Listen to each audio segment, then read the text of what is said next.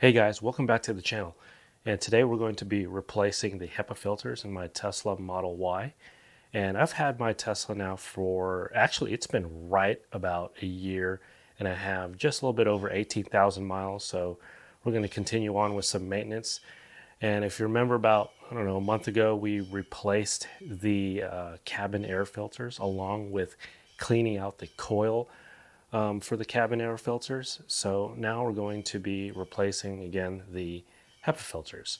And it's actually pretty simple. All we're going to do is remove the panel on the top, and then there's going to be a cover that we're going to remove 10 screws with this T20 bit here. So there's going to be 10 T20 screws that we're going to need to remove to be able to access the new filters. So again, it's pretty easy installation, and shouldn't take too long, but it's part of the maintenance that we need to do. And again, I'm right at a year with a little bit over 18,000 miles. So let's go ahead and get started. Okay, so to be able to remove this panel here, all we're going to do is just pull. There's some clips that are holding it in place. So as you can see, if you start lifting up, it starts popping out. So that's all you have to do. And all we're going to do is just set this aside. Like I mentioned before, there's a set of 10 T20 screws that we're going to use our T20 bit with, and they're basically just surrounding this perimeter cover plate here that basically covers the HEPA filters.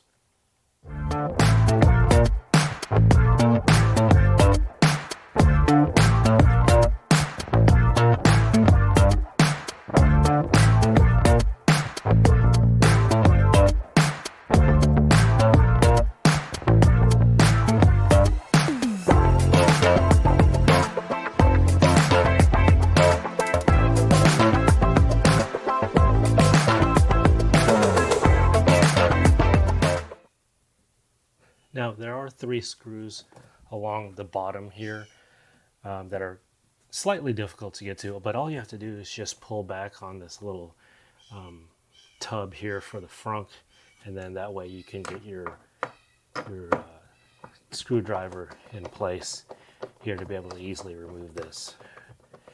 Now, one thing that I'll point out is as you're taking out the T20 screw, make sure you grab a hold of it before you completely remove it, because you don't want it to fall down into the little front area, because it'll be a little difficult to get to later on.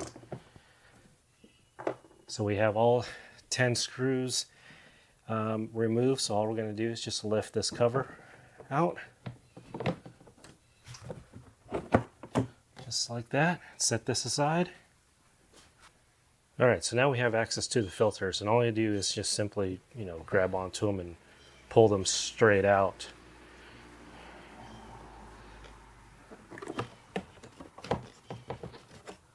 Just like that. So these actually don't look all that bad, quite honestly. So if we compare our new filter with our existing one, I mean, it's a little dirty, but it's actually not that bad at all. So it's a little, like I said, there's a little dirty, but that's okay.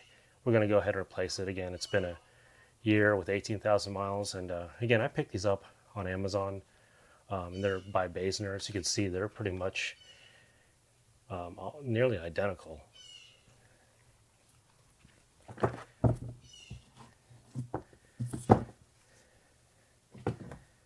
And then here we have the other filter, which again still looks pretty good. Still a little, it's a little dirty, so it's a good time to replace it.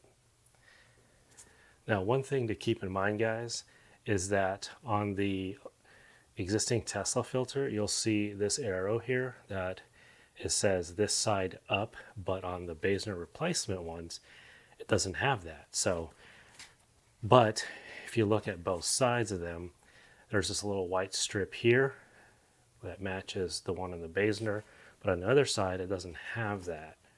So basically what that's indicating now is that with this arrow facing up, we're going to make sure that this white strip is facing up when we reinstall them. So just keep that in mind. And then before you take the other filter out, you'll notice that this grate looking thing is facing up as well. So on the back side, it does not have that. So we got to make sure that this grate is facing up when we reinstall the new ones. And then there's also this gasket along the perimeter of the filter that we want to make sure we're installing correctly so it doesn't get all kinked up when you inside the housing. So now we got the old filters out. Let's go ahead and put the new ones in.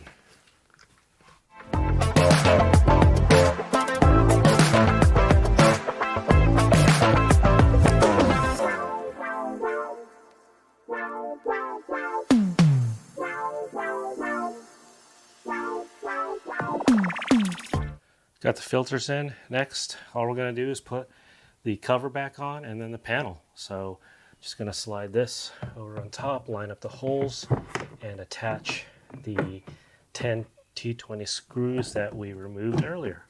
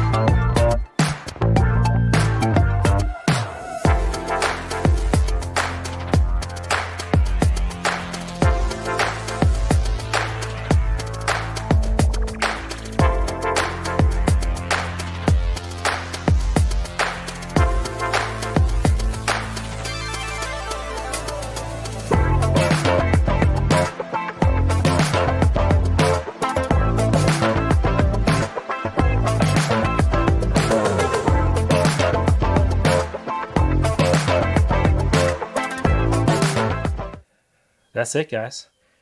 Pretty easy replacement of those HEPA filters. Didn't take very long. So really the only tool that you need is that T20 bit. And that's about it. See ya.